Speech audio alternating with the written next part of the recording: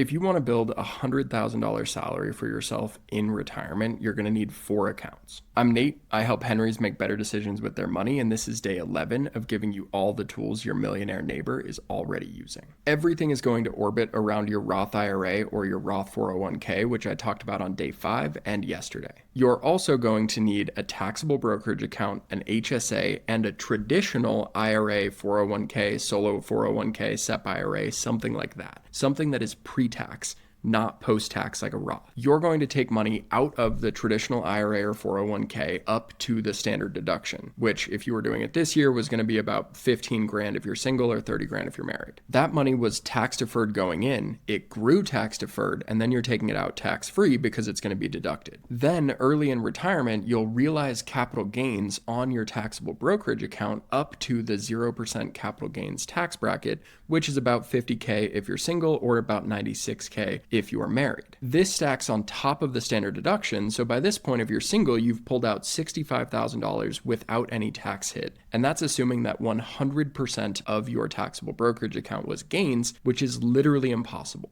If some of that is cost basis, which means it's not going to be taxed again, you might have already gotten to 100K just from taking those 2 withdrawals. But then you can use your HSA, your health savings account, to pay for any medical expenses that crop up because there are a lot of them in retirement. That money was saved tax-free, it grew tax-free, and as long as you use it for qualified medical expenses, it comes out tax-free. And finally, you're going to fill the gap with pulling money out of your Roth IRA or your Roth 401k until you hit 100 grand or whatever salary you need for yourself in retirement. And if you don't want to get hit by surprise tax bills when required minimum distributions kick in, or you don't want to minimize your tax savings this year, you need to have a plan for exactly which dollars are going into which account. This is why you can't just put money into random accounts and assume that every dollar saved is built equal. If you put all of your money into a traditional 401k, your retirement would be a complete tax pit.